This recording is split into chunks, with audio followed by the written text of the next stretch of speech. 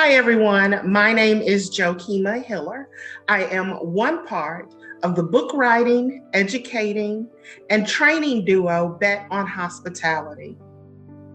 Today, I have with me on my podcast, Your Hospitality Moment That Mentors, a very good friend and colleague, Martin Greene. Welcome, Martin. Thank you for having me. It's an honor to be with you, even though it is only on Zoom. I know. It's great seeing you. We haven't seen each other in a while, but yes, thank you. It's an honor to be here. Thank you. Well, I'm going to share Marty's bio, and I'll definitely put the complete one in our description. But this is what I definitely want to share with everyone today. Marty has over 25 years of experience within hospitality, ranging from dishwasher to general manager. Within his extensive career, the largest focus has been on human resources, acting in a director, generalist, and business partner role, successfully executing all levels of compensation, talent acquisition, training and development, team member relations, labor relations, and risk management. He has been blessed with opportunities as a hospitality instructor, subject matter expert, course designer for over 15 years. He's delivered multiple courses on multiple platforms utilized within Purdue University Calumet, now Northwest, LeCordon Bleu, the Chef's Academy, Harrison College, and Ivy Tech University. And I will make sure that I include in Marty's bio the unique skills that he has, as well as the design tools and learning management system tools that he has used as well. So I am so excited to have you on my podcast today. And I think I want to start with sharing with everyone how we know each other. And if my memory serves me right, I can't remember if we met first at the Radisson or if we met first at school.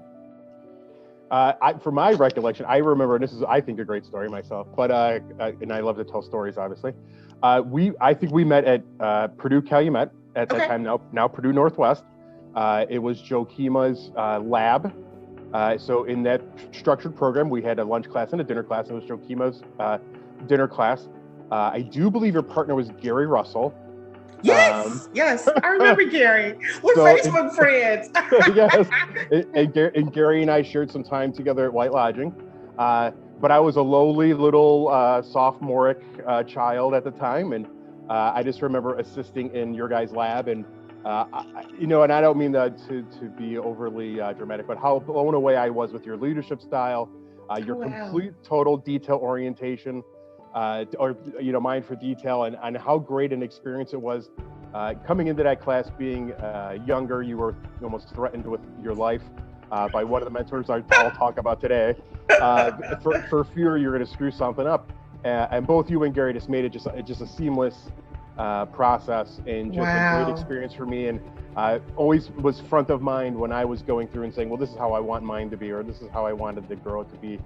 But yeah, that's my first recollection of us actually meeting each other.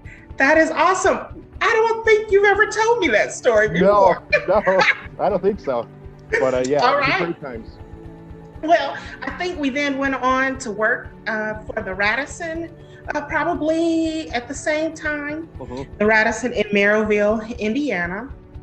And so we are both, what is the saying, region rats, if you will. And then I moved to Indianapolis, and I know I transitioned from working in hotels to teaching. And I definitely called up on you and all of your expertise to help me, number one, build a program, and then turn around and run it for a few years. And so I'm very appreciative of you lending your time and your talent towards that. That was a lot of fun. Don't get me wrong. We had multiple laughs and fun doing all those things, and the people I got to meet through you and Emily and all these other people. Yes. About designing courses and things of that nature. Yeah, no, it was a good experience. And then as we transitioned to Harrison College, and then kind of went through there. But yeah, no, great times. And I love that our relationship can keep intersecting each other. Yes, definitely. Because I find you a humongous resource, and everything I think of, I always think about myself. What would Jokima do? And so, do I need to text her? Do I need to ask her some advice? And so yeah, so, forever a mentor to me. Obviously, you're welcome. Thank you so much. Well, that is a wonderful segue into our question, which my podcast is really all about mentoring. You know, growing up in the industry, there was no textbook that really encapsulated exactly what you would go through in the industry. And so when I look back over my life, there were so many experiences that I had where if I had have had a mentor, someone who would say, Jokima, go left, now turn right at this particular sector, it would have made my experience a little bit easier. And so I love that being the topic of my podcast. I hope that a student, a graduate, someone starting out, or someone who is in the industry can listen to my podcast stories and learn from it, and hopefully it will make their experiences in the industry just a little bit easier. So my question for you is, tell me about a time when you were mentored. So a lot of opportunities, and I love the fact that you bring up, we had no roadmap.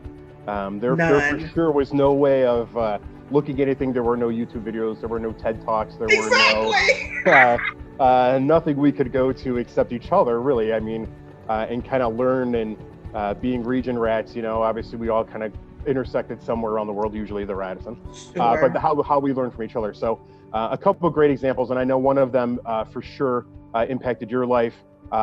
Michael Flannery, Professor Michael Flannery, now retired. You know, with Mike, you know, and I started thinking about this several days ago, and what did it mean for him to be my mentor?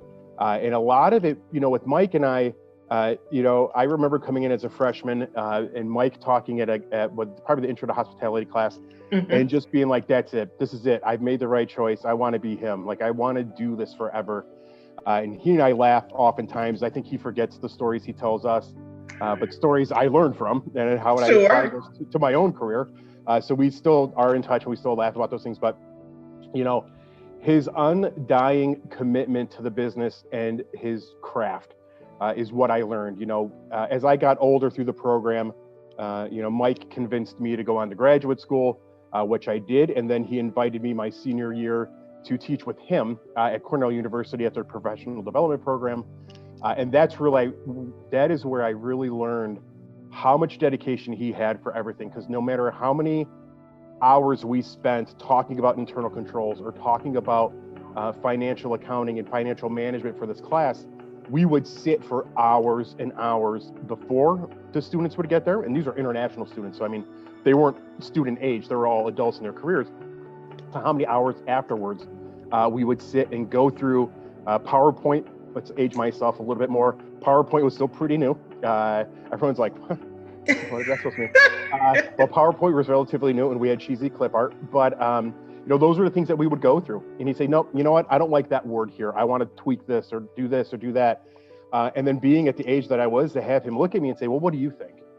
You know, does this example make sense? Or, hey, do you want to take a module? Do you want to do this? As years went on, and I did it for 7 summers. And it was funny because we laugh about it all. Where did the time go? It just seems like we did it once and we had a great time, and I learned about a million people. But that's, to me, for that level of mentorship, that's what I learned from Mike, is that it was that undying commitment to just continuously practice and want to be better at what you do. One of the people I got to meet through that program is my next mentor that I would like to talk about. I don't necessarily know if you've ever met this individual, but Dr. Norman Fayola. Norm was a friend of Mike's. They both went to Cornell together, and they both taught. Norm, for a long time, taught at Syracuse in the hospitality program, ran that program, and it continuously teaches. With Norm, I learned much more, and not that I didn't learn these from other mentors, don't get me wrong, but from Norm, it was that professional stance and looking at things differently. Taking something as simple as a napkin dispenser and saying, how can we make this better? And, you know, one of Norm's credits is that he has several patents and things that he's designed is a thermometer. And they use them at Purdue Calumet to this day. And, you look at these things and you're like, it's just a thermometer. But he looked at it from another creative sense of where literally I can pull it, it's digital read, it's got all these different functionalities to it. And it just made sense. So with that and Norm's extreme level of intellect, I swear, this guy is so smart. That's another mentoring part of my life to where I look at something, how can I make it better? Or what can be improved? Because nothing's ever finalities, right? And I think that there are opportunities to always make things better. So even in my role now, hopefully in a couple of weeks, now post-pandemic, I will be able to hire an HR manager and I don't have to do orientation anymore. Not that I don't love it. Strategically, there's much more things I need to be doing at a hotel my size. But I still look at orientation and say, okay, how can I make this better? How can I make the Marriott experience better for a leader that had been severed that's being brought back, or for someone brand new to the company? And I often reference to my times with White Lodging. I mean, it took me 20 years to get to Marriott, and there's no way I'm getting out. So unless they kick me out, I guess, which I hope they don't do.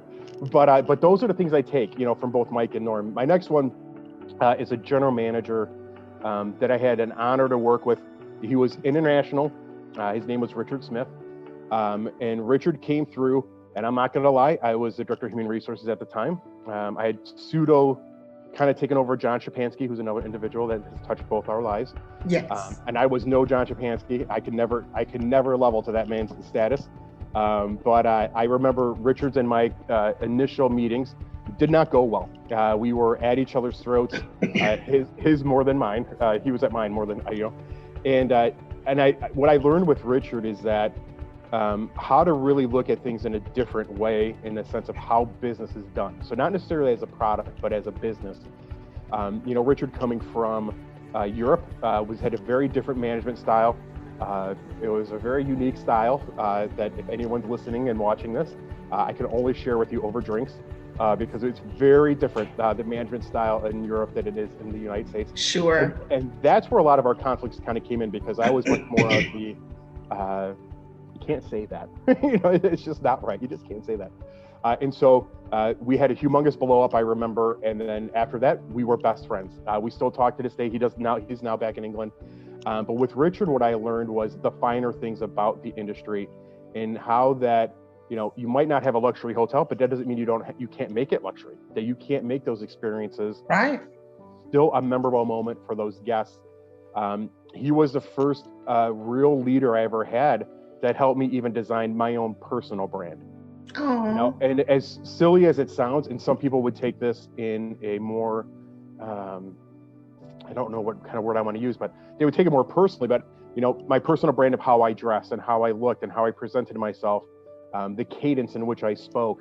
Sure. Because he would come to training classes, and I had other people that led me in training and never would say, nah, slow it down, or, reflect here more, or do this more. And so, Richard gave me those opportunities, oftentimes on his own dime too, to increase that brand level of who I was and how I can do those things. I will also say, and again, not that any of these mentors, well, I'll do my last one and then I'll go into that. My next mentor is my current last general manager who just retired. His name is Mark Lauer. Mark Lauer, he's taught me so much in just a short amount of time. We only got to share 3 years together. However, his public relations and marketing and sales background gave me another breadth of knowledge of how to even do human resources and how I write, again, how I present my own personal brand at that next level of what does it really mean. Yes, I was a director of human resources before, but now you're within a multi-gazillion dollar company, the world's largest hospitality company, you've got to have a different level, and you have to have a different look, and you have to have this different, kind of the way you carry yourself. So those are all really just amazing things that I've learned from him. But again, it's how to write and how to wordsmith and how to, develop a story to help associates or other leaders or even guests as I cover lobby shifts and I meet with guests and I assist with things.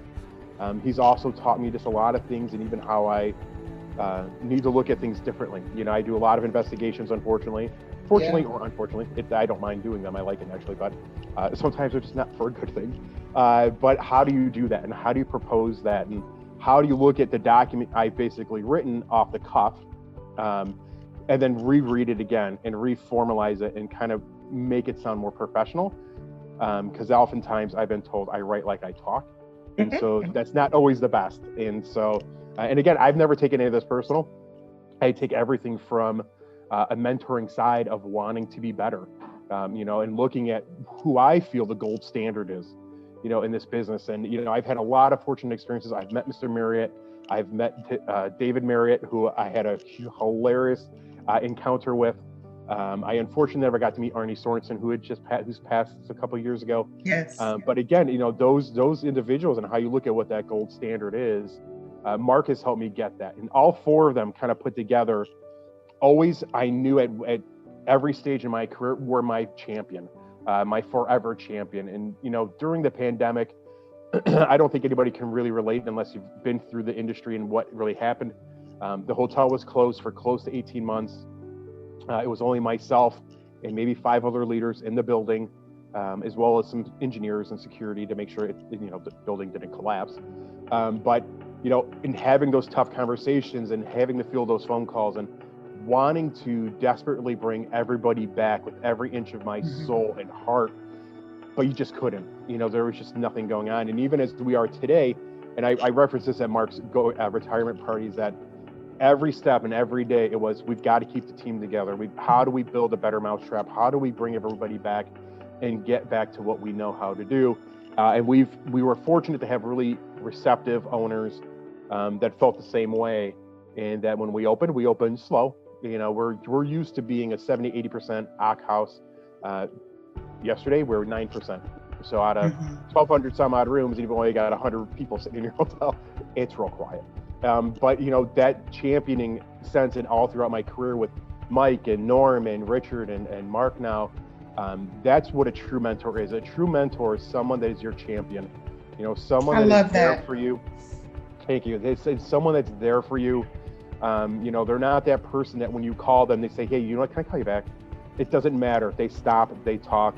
Mike is now since retired, and he and I laugh again continuously. And he'll stop. He'll take a moment. Hey, let's go ahead and talk to me. Even when he was a teacher, and I would love to bend his ear, I think at some points to his own annoyance. But he never stopped and never said, get out. Well, eventually he said, get out of my office. Eventually that would happen because then I got too comfortable. But yeah, no, I mean, and that's what a true mentor is, and it's someone that you can pick up the phone at a moment's notice. They're going to answer, and you're going to get the answer you want. Not necessarily that you want, but what you need to hear, I think is really how I want to say it. And it shows what their dedication level is to be it their students, to their associates, to their leaders, and how that grows. And I wish and hope that every leader that's been able to be touched by just those 4 small individuals, have that same experience and can really take it away for what it is. Oftentimes I do understand that, you got to keep your job, but I was severed, or you got to keep your job, I'm still on furlough. But that the conversations that were still being held in this sense, we want you back. It's not that we don't want you in the building. We want you here. We just can't, if it's a city restriction or if it's just no business, but that Mark's constant. And he taught me again, how do we keep communication? How do we keep this open for everybody, as we go through this process? Because yes, everyone is lost in the world, I think right now, and at least in our industry, of not knowing what's next. And he's done a great job, building that relationship and building that rapport. As he was at the hotel, I think almost close to 8 years, but celebrated 40 plus years in this industry. And just to be able to listen to the stories too of a mentor where, that person, they used to be my director of catering, or that person was this, or this person, oh yeah, I know that. And it's from around the world. It's not like we all live in Chicago, it's from New York and Utah, it's coast to coast. It's crazy. And again, I know I referenced it earlier in the call, but you yourself as a mentor to me, and the things that you've afforded me to do from an educational side, and how do you look at things in trying to communicate, especially in an online environment? Sure. How do you make those moments personal with the students? And, how do you take what and try to encapsulate it on a PowerPoint slide, which is almost impossible to do, right? But, and those are the things that I always valued, especially even from yourself, and how do you look at things when we worked on projects for hotel simulation games, and all the little, the nuances that we've gotten to do together. And again, I always valued the intellectual side, whereas I always come at things more of an emotional side of, well, this is how the business is, and this is how we should look at it. But your mentorship alone to me has also made me take pause in a lot of things before I speak, especially. I do have that problem at times, that I have something pop into my head, probably a lot like right now, and I just say it. And it's not anything of a personal nature, but it's more of by design of wanting to make sure I get my point across, and that I find value in people, I think, more than what they even feel. And I truly do. And I would not be here where I am without having the 5 of you, have been in my career. So I look forward to more, even though a couple of these individuals have retired. It's not that I won't call or I don't pick up the phone and dial up Richard. It is a little more expensive now to call Richard. So we do text each other instead and then schedule a call. And it's great, and a great mentor is something to be valued and to cherished and to hold on to, because they don't come along very often. Right. And I've had a lot of leaders, so it's not like I've only had 5 leaders come through my life. I've had several leaders that just, it's day to day, and this is the business. Don't bother me, and let's move on. You should just get it. I remember that sentence all the time. What don't you understand? Why don't you get it? And those are things I'm glad I got those experiences, because then I can go back and say, I don't say that because I want to absolutely make it clear that if I have a student who has a question about menu design or anything financial or a formula, I don't want to be that person who's like, well, just look at it, look at the formula. Why don't you get it? I don't do that. But, even as I go through basic laws and regulations, and I never thought I would know so much in the city of Chicago about the law and ordinances as I've gotten to learn these last couple of years. But you have to, as a mentor, you have to understand that what's in your mind isn't in everybody else's, because you might know FMLA law backwards and forwards, or you might know these new city ordinances backwards and forwards. It might be the first time someone's seen that. And that's even a part of a process that I try to coach associates with. Yes, you may have just checked in 500 people and you've said the same thing 500 times, but that guest in front of you is the first time they're seeing you. That's right. The first time they hear you. And unfortunately, they don't care how you feel, because they may have just had a $50,000 Uber charge, because that's how much it is now, coming from the airport, a missed flight, sure. We have to have, and part of what a great mentor is that empathy. It doesn't have to be sympathetic, because we all have our own ways of dealing with things, but the empathy has to be there, and you have to understand. Just like I would never poo-poo an associate out of my office because I'm having a bad day, my reflection of my day is not on them. I want to hear what you have to say. How does it make you feel, and how do you want to proceed with this? And so a lot of that, again, I thank all of you, and I don't think I can do that enough through thank you notes or conversations or anything about what it was to have such great mentors kind of come into my life. Wow. Well, you have definitely shared several mentoring moments. And I just want to say the one that really just stuck out with me is the fact that a mentor needs to champion those individuals that they are mentoring. And so that's the mentoring moment. If you set out to be a mentor, you definitely need to be a champion of the individuals that you are mentoring. That's phenomenal. Thank you so much, Marty, for your stories and sharing everything that you've done today. And is there anything else that you'd like to add before we wrap up? No, I thank you for this opportunity. I look forward to any other podcasts you'd like to do. I think we should have one on just guest service scores, because I would love to just talk about those and guests in hotels. And all right. Well, you've got an open invitation to come back.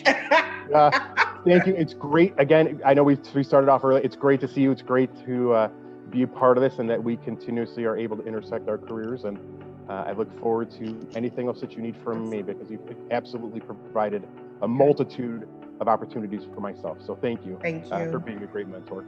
All right, so to my listeners and to my watchers, thank you all for joining me and for listening in always to my podcast, Your Hospitality Moment That Mentors. Thank you, Marty.